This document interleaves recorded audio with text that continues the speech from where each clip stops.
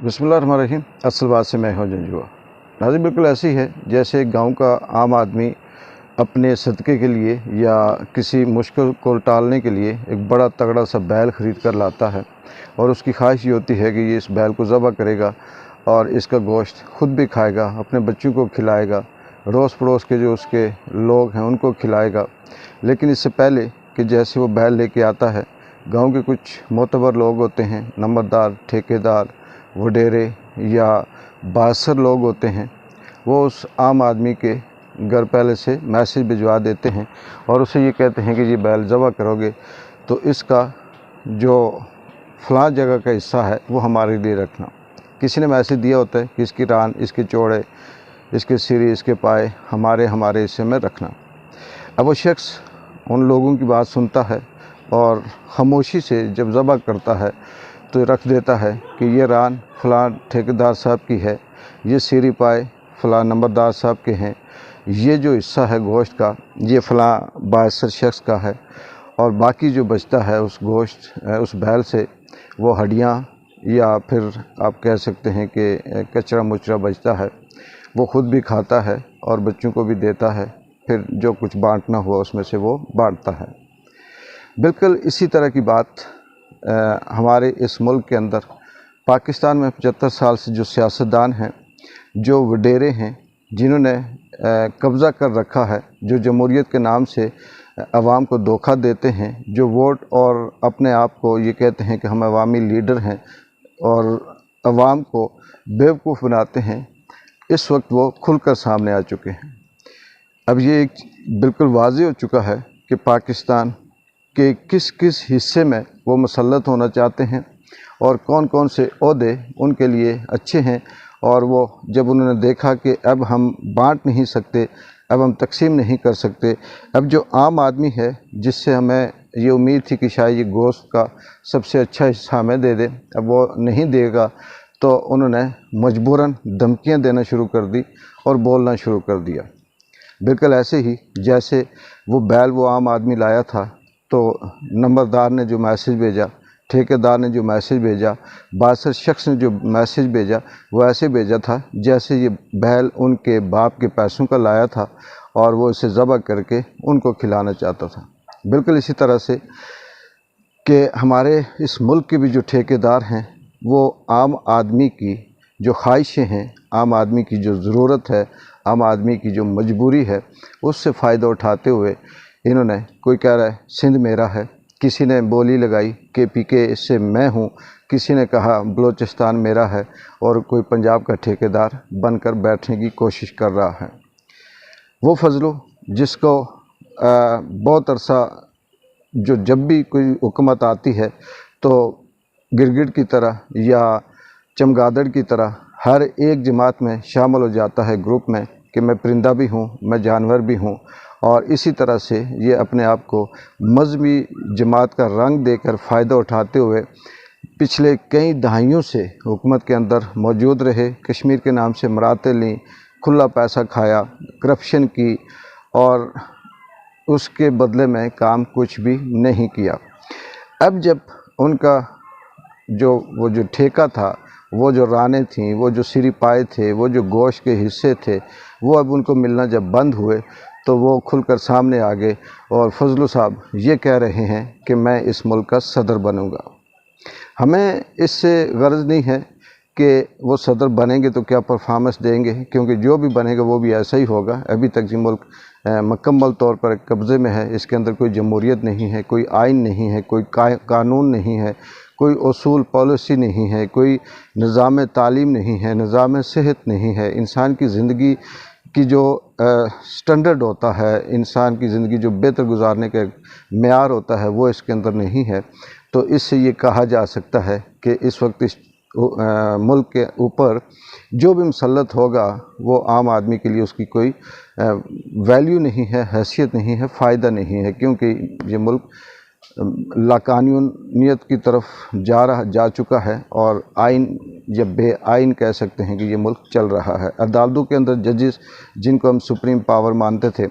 वो अब इस हद तक बेबस हो चुके हैं कि वो भी फैसले करते हुए اس طرح سے لڑائیاں کرتے ہیں، اس طرح سے گالیاں دیتے ہیں جیسے کہ کوئی زبردستیوں کے اوپر فیصلہ مسلط کروانے کی کوشش کر رہا ہے۔ تو اس حوالے سے کہ اس ملک کو اس طرح سے تقسیم کرنا اور پھر یہ کہنا کہ ہم اس ملک کے لیڈر ہیں، ہم اس ملک کے سیاستدان ہیں، ہم جمہوریت کے چیمپئن ہیں، اور پھر اس سے بھی بڑی حیرت کی بات یہ ہے کہ 20 سال اس ملک کے اوپر جن سیاسی جماعتوں نے حکمرانی کی، جن سیاسی جماعتوں یا جن خاندانوں نے اس عوام کے خون پسینے کی کمائی کو نہ صرف نچوڑا بلکہ اس عوام کی خون پسینے کی کمائی وہ چند 100 افراد اپنے احساسوں میں اضافہ کرتے رہے، اس وقت وہ آ کے اسی منہ سے ایسے بات کرتے ہیں جیسے وہ نشے میں دھت ہوں، اور وہ عوام سے یہ کہیں کہ ہمیں اس دفعہ اگر موقع مل جائے تو ہم دودھ اور شہد کی نہریں بہا دیں گے۔ یہ کیسے لوگ یقین کریں گے؟ کس طرح سے عوام کو یہ بیوقوف بنائیں گے؟ یہ میری سمجھ سے باہر ہے یہ بات، لیکن یہ بات ضرور ہے کہ ان کی سوچ پہ، ان کی اس چالاکی پہ بڑی حیرت اس بات پہ ہوتی ہے کہ یہ عوام کو واقعی بیر بکریاں سمجھتے رہے، اور اس وقت انہوں نے اسی وجہ سے عمران خان کی مکمل جو سپیچ ہے، جو اس کی تقریریں ہیں، جو اس کا پابندی لگا رکھی ہے کہ اس کا کوئی بیان کوئی کسی قسم کا نشر نہ ہو، کیونکہ وہ لوگوں کے اندر شعور بیدار کرتا ہے، اور اس شعور سے عوام کو یہ خیال آتا ہے کہ اوئے ہوئے یہ تو غلط ہو گیا، ہم تو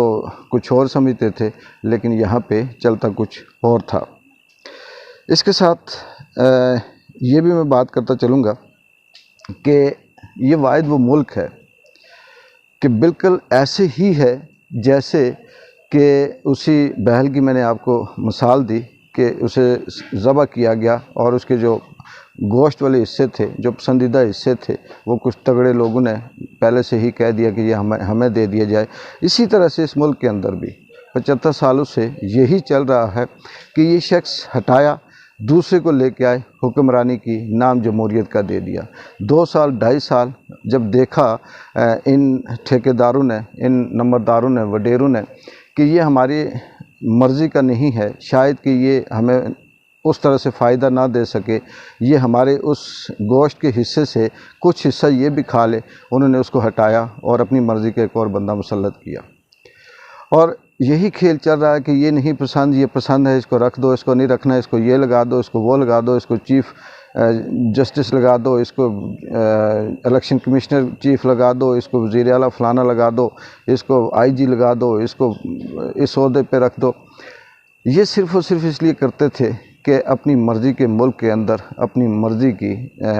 پوسٹیں لے کر پھر اپنی مرضی کی طاقت استعمال کر کے اپنے حکم منواتے تھے۔ لیکن بات وہی ہے کہ کب تک اللہ کی لاٹھی، قدرت کا ایک نظام ہے، وہ بھی چاہے اس کے اندر سچ ہو یا نہ ہو، یہ سچ ہے کہ قدرت کی جو اس کے نظام کے اندر جو چیز آتی ہے وہ کسی بھی حساب سے بنی ہو، پاکستان کے بننے کے پیچھے کیا مقاصد تھے اس سے ہم نہیں جاتے، اس پہ ہم نہیں جاتے، لیکن اس بات پہ ضرور بات کریں گے کہ قدرت جب انتہا ہو جاتی ہے کسی چیز کی، انت ہو جاتی ہے، تو وہ خدا سے بیر ہوتا ہے، اور جب خدا سے بیر ہوتا ہے تو پھر خدا خود سے میدان میں نہیں اترتا، وہ اپنے چھوٹے موٹے جو اس کی پاورز ہوتی ہے، چاہے وہ کسی ہوا کی شکل میں ہو، کسی حادثے کی شکل میں ہو، کسی انسان کی شکل میں ہو، وہ اپنی پاور سے پھر اس طرح کے جو فرعون ہوتے ہیں ان کا مقابلہ کرتا ہے اور ان کو شکست فاش دیتا ہے۔ اس وقت تک کی پوزیشن ہے وہ یہی ہے کہ حکومت کے جو نمبردار ہیں ان کا یہ خیال ہے کہ ہم چھوٹی چھوٹی جماعتیں بنائیں، 2-3 جماعتیں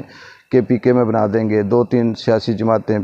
پنجاب کے اندر بنا دیں گے، سندھ کے اندر بھی ہماری غلام جماعتیں موجود ہیں، بلوچستان میں بھی موجود ہیں، یہ 4-6 سیاسی چھوٹی چھوٹی جماعتوں کو ملا کر تو ایک ڈھانچہ کھڑا کر دیں گے، کسی مجبور یا کسی ضرورت مند کو حکمرانی دے دیں گے اور اس کو پھر ہم اپنے ڈنڈے سے ہانکتے رہیں گے، جب تک وہ چلتا ہے تو ٹھیک، جب وہ نہیں مانے گا تو پھر یہ ڈھانچہ پھر سے گرا دیں گے اور ایک نیا ڈھانچہ بنانا شروع کر دیں گے۔ لیکن مجھے لگتا ہے کہ اب یہ اس میں کامیاب نہیں ہوں گے۔ وہ عام آدمی جو بیل لایا تھا صدقے کے لیے قربانی کے لیے،